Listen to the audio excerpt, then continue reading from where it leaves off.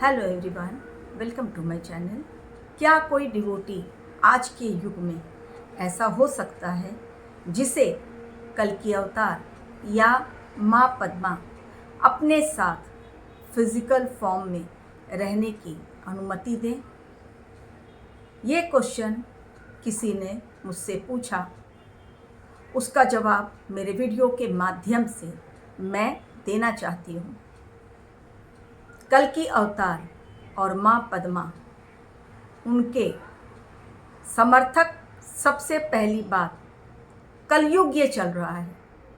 कलयुग में कल्कि अवतार को मानने वाले, उन्हें सपोर्ट करने वाले, उनके प्रति श्रद्धा रखने वाले बहुत कम लोग होंगे, क्योंकि वो इनविजिबल होंगे और कलयुग के मनुष्यों में अवेकनिंग की प्रक्रिया बहुत स्लो होगी।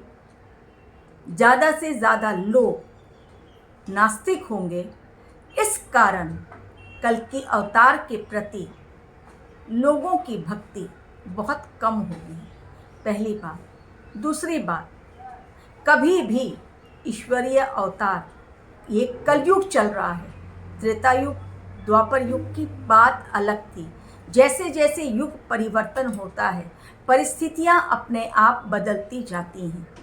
आज कलयुग में यदि मैं मीराबाई, भक्त प्रहलाद, शबरी माता जैसे भक्त यदि ढूंढूंगी तो कहीं पर शायद ही कोई बिरले बावर ऐसा कोई भक्त मुझे मिलेगा।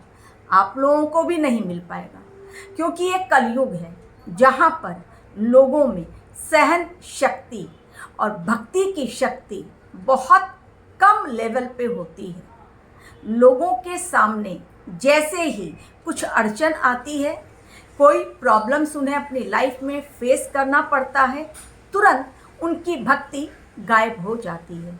ऐसे समय में निष्ठावान भक्त की कल्पना करना आज के युग में संदेह से परे है। हम लोग सोच भी नहीं सकते हैं। लेकिन यदि मान भी लिया जाए कि आज के युग में भी ऐसे भक्त हैं जो पूरी तरह से समर्पित हैं, जो पूरी तरह निष्ठावान हैं, जो पूरी तरह से अपनी भक्ति में लीन रहते हैं और जो जिसको वो चाहें, कुछ लोग कृष्ण को मानते हैं, कुछ लोग राम को मानते हैं। जैसे राम भक्त हनुमान, वो राम के अलावा और किसी की भक्ति करना जानते ही नहीं। उसी प्रकार मीराबाई जो थी, श्री कृष्ण के अलावा किसी को नहीं पहचानती थी। रामकृष्ण परमहंस 24 घंटे माँ काली के साथ ही रहना पसंद करते थे। नंदी बैल हमेशा से ही महादेव के साथ, शिव के साथ, उनकी ही भक्ति में वो अपनी एनर्जी लगाते थे। तो जिस प्रकार ये भक्त प्रहलाद विष्णु भगवान के कट्टर समर्थक और उनकी ही भक्ति में लीन, इनके जीवन में बहुत सारी परेशानियां आईं, लेकिन उन्होंने कभी भी अपनी भक्ति की शक्ति को कमज़ोर नहीं पड़ने दिया। आज के युग में ऐसे भक्त मिलना मुश्किल है, लेकिन अगर हैं भी बहुत ही कम, उन्हें भी फिजिकल फॉर्म में कल्कि अवतार या माँ पद्मा अपने साथ रखना नहीं चाहेंगे। पहला पॉइंट क्लियर हुआ।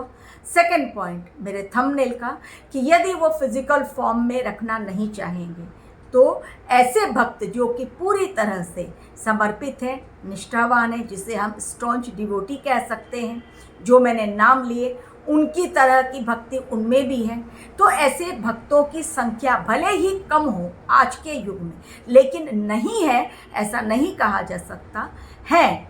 और वो उन भक्तों के द्वारा कल्कि अवतार अब कौन सा काम करवाएंगे, क्योंकि मैंने कहा कल्कि अवतार की कल्कि सेना पूरी तरह से अपने कलयुग के मिशन में लगी हुई है। इसके साथ ही इस पृथ्वी से भी उन गिने चुने मनुष्यों को सुरक्षित रखा जाएगा जो भक्त की श्रेणी में आते हैं या जो नेक इंसान हैं, जो शो ऑफ नहीं करते हैं, जो स्वार्थ और लालच से परे होते हैं, जो सिर्फ देने की भावना रखते हैं, लेने की नहीं, जिनकी आंखों के सामने सिर्फ आराध्य की तस्वीर ही रहती है और जो ध्यान में मग्न होने की कला जानते हैं, ऐसे लोग चुने जाएंगे कल के अवतार के द्वारा और उनसे वो काम करवाएंगे सही सद्बुद्धि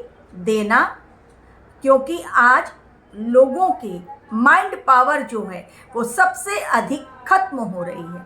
उनका माइंड पावर उनका ऐसा चल रहा है, उनका माइंड, कि सही को भी वो गलत ठहरा देते हैं और गलत को सही, यानी सही गलत की पहचान वो नहीं कर पाते।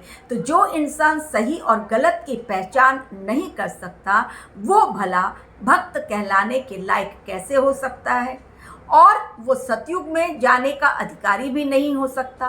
तो अपने अधिकारियों के द्वारा, अपने उन भक्तों के द्वारा जो पूरी तरह से निष्ठावान रहेंगे, कल के अवतार के प्रति समर्पित रहेंगे या किसी अन्य देवी देवता के प्रति समर्पित रहेंगे, जो भक्तों की श्रेणी में आते हैं, जो सही अर्थों में इंसानियत निभाना जानते हैं, जो अपने जीवन के एम को भली भांति पहचानते हैं, ऐसे नेक मनुष्यों के द्वारा कल की अवतार अपने चुने हुए कार्यों को करने की जिम्मेदारी उन्हें सौंपेंगे इनडायरेक्टली, चाहे वो ड्रीम के माध्यम से हो, चाहे मेडिटेशन में वो उनसे कनेक्ट हों, चाहे किसी और एंजल के माध्यम से, डिवाइन एंजल जो है वो उन्हें किसी तरह से उनकी बात पहुंचाए, या परिस्थितियां उनके सामने ऐसी आए कि वो उस काम को करने के लिए मजबूर हो जाएं।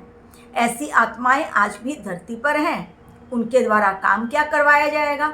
सबसे पहली बात, अवेकनिंग, लोगों को सही ज्ञान से परिचित करवाना, जीवन का उद्देश्य समझाना, सही गलत की पहचान वो कैसे करें ये बतलाना।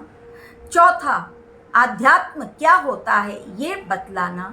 और पांचवा, कभी भी स्वार्थ, लालच या जलन की भावना से काम नहीं करना, बल्कि अपने जीवन के उद्देश्य को समझते हुए निस्वार्थ भावना से जीना क्या होता है ये दूसरों को समझाना, और अपने जीवन में आई हुई कठिन परिस्थितियों का मुकाबला कैसे सहन शक्ति के द्वारा और ईश्वर की भक्ति के द्वारा किया जा सकता है, कैसे हम अपने थॉट्स को डिवाइन थॉट्स बना सकते हैं, और कैसे हम अपने थॉट्स में वो पावर ला सकते हैं कि हम इंडिपेंडेंट होकर रह सकें, दूसरों पर आधारित हमें नहीं रहना है। ये सारी बातें जो कल के अवतार के या माँ पद्मा के स्टॉन्च डिवोटीज होंगे वो समझाएंगे। इसमें कठिनाइयाँ उन्हें बहुत आएंगी, लेकिन वो पीछे नहीं हटेंगे। जिस प्रकार सुदामा से सब कुछ छीना गया, लेकिन फिर भी कहीं ना कहीं उनकी दोस्ती कभी नहीं टूटी। उन्होंने श्री कृष्ण को चुन लिया। मीराबाई ने जहर का प्याला भी पी लिया श्री कृष्ण का नाम लेकर, और वो जहर भी उनके लिए अमृत बन गया। भक्त प्रहलाद को उनके ऊपर लाख अत्याचार किए गए हिरण्यकश्यप के द्वारा, उनके पिता के द्वारा, लेकिन फिर भी वो डरे नहीं। माता शबरी को बरसों इंतजार करना पड़ा। अब उन्हें लग रहा था कि कभी भी प्रभु श्री राम के उन्हें दर्शन नहीं होंगे, लेकिन जब तक उनके जीवन में सांस थी तब तक उन्होंने प्रभु दर्शन की आस को बनाए रखा।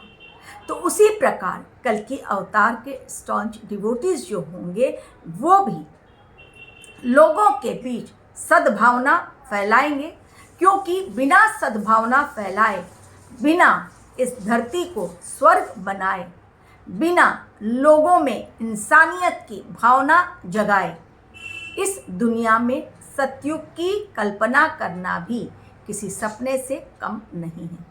जब तक ये धरती रहने के लायक नहीं बन जाती, जब तक प्रदूषित हवा खत्म होके शुद्ध हवा इस धरती पर नहीं बहने लगती, तब तक कल की अवतार का डिवाइन मिशन कंप्लीट नहीं होगा।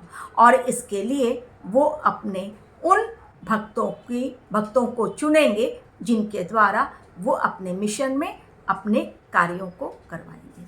Thank you very much for watching me.